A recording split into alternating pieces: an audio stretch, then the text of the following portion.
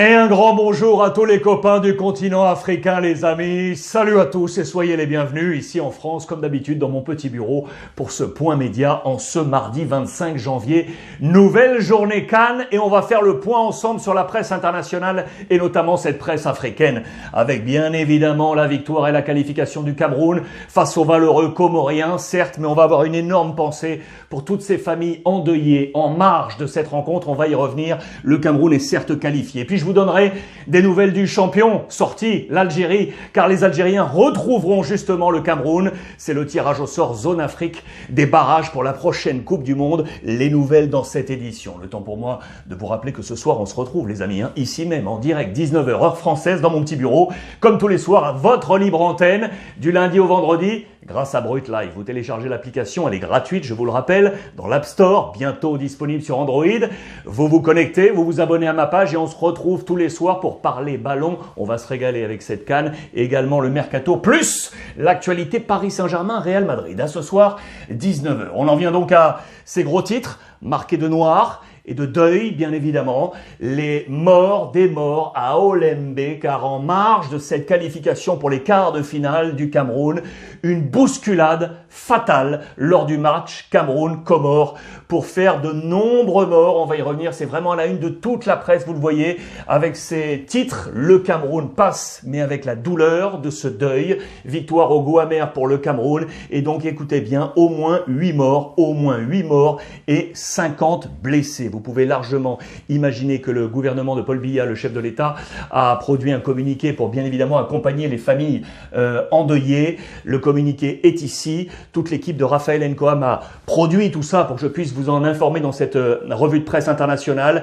Les hautes instructions du président de la République, son Excellence Paul Biya, a bien évidemment présenté ses condoléances à ces familles. Communiqué également du côté de la CAF qui a pris connaissance de ces incidents. On va faire le point sur la situation, mais là aussi les pensées de tous les membres de direction de la CAF pour accompagner ces familles. Triste, très triste nouvelle en marge de cette Coupe d'Afrique des Nations et de cette qualification du Cameroun pour les quarts de finale. Difficile, regardez, avec également d'autres affaires, vous le savez, la transition n'est jamais évidente, mais revenir à ce match qui a été assez ubuesque, car vous le savez, les conditions Covid et les conditions sanitaires ont fait que le Comore n'a pas pu aligner un gardien, un vrai gardien. C'est un joueur de champ, vous le savez, cette histoire a fait le tour de la planète, qui a dû endosser un maillot de gardien pour finalement jouer ce match. On pensait au dernier moment que l'un des gardiens allait pouvoir répondre aux conditions sanitaires. Ils étaient 3, un blessé et 2 n'ont pas répondu aux conditions sanitaires. Du coup, les Comoriens ont dû aligner un joueur de champ dans les buts. Imaginez comme ça a pu être compliqué. Pourtant,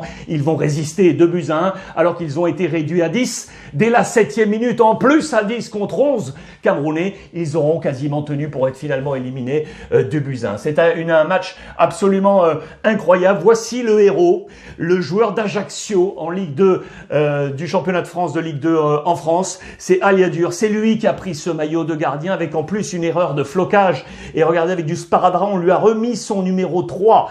Ici, on a barré devant et on a mis ce bon numéro. Il a été un véritable héros, les amis. Il a fait des parades absolument incroyables face aux Camerounais qui se sont finalement imposés avec un énorme, de nouveau, Vincent Aboubakar. Je vous ai montré ça parce que il faut rendre hommage aux Comoriens qui disputaient là leur première Coupe d'Afrique des Nations, qui ont réussi à se qualifier au détriment à distance des Algériens. Vous le savez, le héros est ici. Ils sont tous des héros, bien évidemment. On va pas disqualifier la victoire des Camerounais, mais il faut rendre hommage à ces hommes et notamment donc à Chaker Aliadur qui a pris cette place dans les buts. C'est absolument incroyable. Les Camerounais de leur côté font le point parce que certes c'est une qualif, mais à 10 contre 11, 2-1 face aux petits Comores, quand on est le grand Cameroun, il faut aller chercher plus loin, bien évidemment. Dans la presse camerounaise, donc les Lions en quart de finale, mais une panne tactique face à un adversaire réputé plus faible et rapidement en infériorité numérique. Les poulains d'Antonio Conceição ont offert une prestation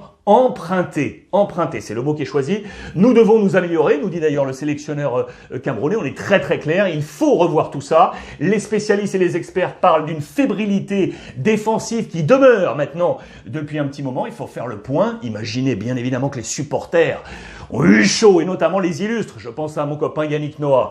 Et regardez ça, qui était avec tout son clan, les siens et les supporters camerounais. La joie au bout du stress, mais le Cameroun est passé avec des déclarations dans les zones mixtes. Une victoire, c'est une victoire, nous dit Castelletto. Onana qui nous dit il faut retenir que la victoire, bien évidemment. Et nous devons corriger nos erreurs. Attention, nous dit Choupo-Moting, l'attaquant du Bayern Munich. Péniblement, donc, les Camerounais filent en quart de finale. Il y a des honneurs pour les Comores. Regardez, c'est notamment Jean-Daniel Padovani, le coach adjoint du Comore, qui est ici. Il y a une satisfaction, bien évidemment qu'il y a une satisfaction, parce que tenir ainsi le grand Cameroun, bravo aux Comores qui donc, faute au Covid-19, était privé de ses gardiens de but, mais il y a eu un match absolument épique. D'ailleurs, on nous rappelle que côté camerounais, Samuel Eto'o avait également joué en son temps à un moment donné dans les buts. Est-ce que vous vous en souvenez? Il portait alors les couleurs de Majorque en Espagne. C'est au tout début des années 2000, c'était en 2003, c'était un match face à l'Athletic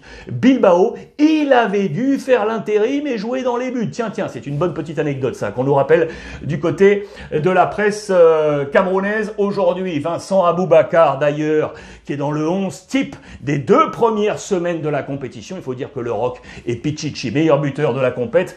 Il est là, le capitaine camerounais, pour espérer aller au plus loin, bien évidemment, avec les siens dans ce 11 type de cette Coupe d'Afrique des Nations. Alors je voulais annoncer, attention, le barrage est sorti et comme un remake, là, on va avoir un Cameroun-Algérie, match barrage pour la Coupe du Monde. On va se régaler. Je voulais vous donner ainsi des nouvelles de l'Algérie sorties. Vous pouvez imaginer qu'il y a du remue-ménage du côté de la sélection algérienne. Je vous ai mis l'ensemble des titres sur les 2-3 derniers jours, là, avec le week-end, et puisqu'hier, il n'y a pas eu de revue de presse. Il faudra dompter les lions à la une de compétition. Ce sera le Cameroun. Ça, c'est au sortir du tirage au sort. Vous l'avez bien compris. On nous montre également qu'on peut craindre peut-être justement Samuel Eto'o. C'est la presse algérienne, ça, qui nous dit ça. Regardez. Faudrait-il se méfier d'Eto'o, qui aujourd'hui, en tant que président de la FECAFOOT, bien évidemment, a une puissance auprès des instances de la CAF, de la FIFA, et du côté de la presse algérienne, on s'en inquiète un petit peu. On peut craindre de cette caisse de résonance aujourd'hui dont dispose Samuel Eto'o avant ce match. Faudrait-il se méfier de Samuel Eto'o? Ce qui est sûr, c'est qu'on a resserré les liens du côté de l'Algérie entre le patron de la Fédé, ici avec Jamel Belmadi, le patron Sharaf Eddine qui le dit, c'est ici qu'on est tombé et c'est de là qu'on va se relever. On relance la machine du côté de l'Algérie, c'est la volonté marquée, vous l'aurez compris. Le schéma est lancé entre le Cameroun et l'Algérie. Regardez, petit face-à-face très marrant entre le patron de la Fédé et Joseph-Antoine Bell, l'illustre gardien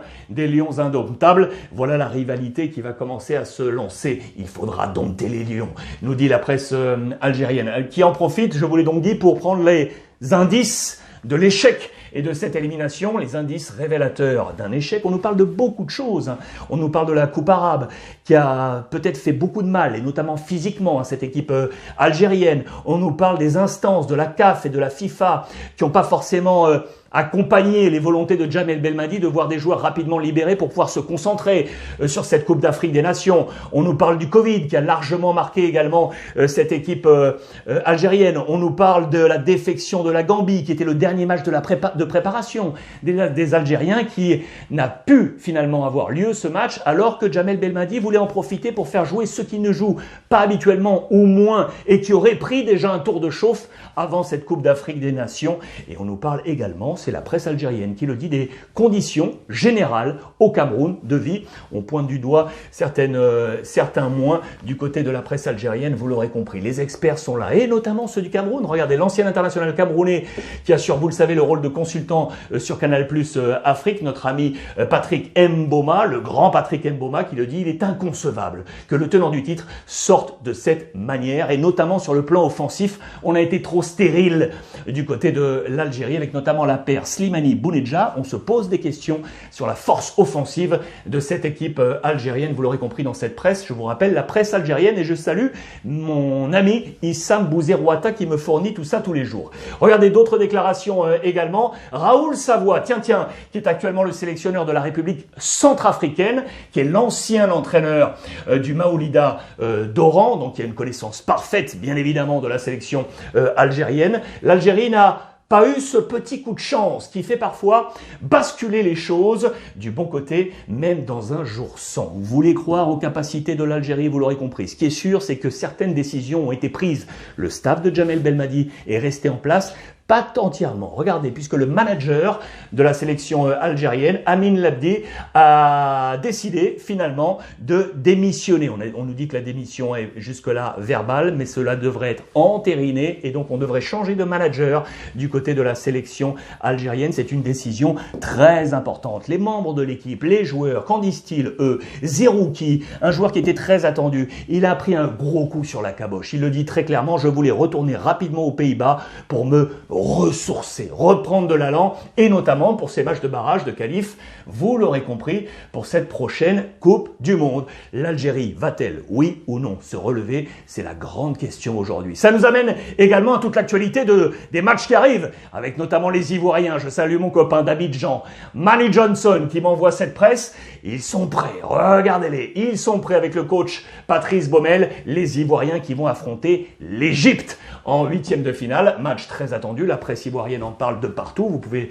vous imaginer, avec les illustres. Kolo Touré, le grand Kolo Touré, qui est aujourd'hui entraîneur adjoint du côté de Leicester en Première Ligue, il nous parle des secrets pour aller chercher cette qualification face aux Égyptiens. En tout cas, les éléphants semblent prêts, vous l'aurez compris. Les derniers réglages, un autre ancien, la Yaya Touré, qui lui aussi donne les pistes pour aller battre cette formation égyptienne. Sachez que, alors qu'il y avait des discussions autour des primes de victoire, des primes de qualification du côté de la Côte d'Ivoire, ça y est, ça semble bien entendu. On a fixé tout ça, alors que dernièrement, sur les dernières années, on avait toujours peut-être un peu de mal à trouver ces accords avec la fédération. Ça semble être réglé. Ces Ivoiriens, vous l'aurez compris, sont prêts. C'est le mot lâché, vous le voyez en interne, avec notamment Badr Ali, le gardien de cette sélection ivoirienne. Seredier, le joueur de Sion, le milieu de terrain. On n'est pas encore rassasié. On veut aller chercher cette qualif du côté de la Côte d'Ivoire et d'aller au plus loin possible. Vous l'aurez compris pour cette sélection ivoirienne. On refait le point sur le tableau. On est ici. Qualification, je vous le rappelle, du Burkina Faso, de la Tunisie. On va y revenir. Ici, de la Gambie et donc du Cameroun. On aura ce tableau-là là, pour finir avec notamment donc aujourd'hui Sénégal, Cap-Vert et Maroc face au Malawi avant la Côte d'Ivoire face à l'Égypte et le Mali face à la Guinée équatoriale. Les amis, je voulais terminer avec ça parce que dans notre revue de presse, on a toujours un zoom sur les joueurs qui font cette CAN. Je parlais de la qualif de la Tunisie, je voulais vous montrer cet homme parce que souvent je vous montre des jeunes. Là, je vais vous montrer un trentenaire. Regardez, c'est cet homme, Youssef Msakni. Il a 31 ans, il évolue du côté de El Arabi. Il est prêté actuellement par le club de Al Douaïl, l'autre club qatari. Il est passé notamment par la Belgique, évidemment par la Tunisie. C'est un joueur vraiment à suivre, joueur offensif couloir gauche. Retenez bien le trentenaire, il pourrait faire mal dans les quarts de finale. Voilà pour ce point complet autour de la Coupe d'Afrique des Nations. J'ai encore une énorme pensée, bien évidemment, pour toutes les familles endeuillées en marge de la rencontre entre le Cameroun et les Comores. Les amis, on se donne rendez-vous sur l'ensemble des plateformes et n'oubliez pas les émissions de Raphaël Nkoa, Extra Time, tous les soirs en direct à ne pas manquer, avec les rediffs également dans la nuit. Merci à tous les copains de CRTV. On se retrouve et merci à vous de votre fidélité et profitez des vôtres.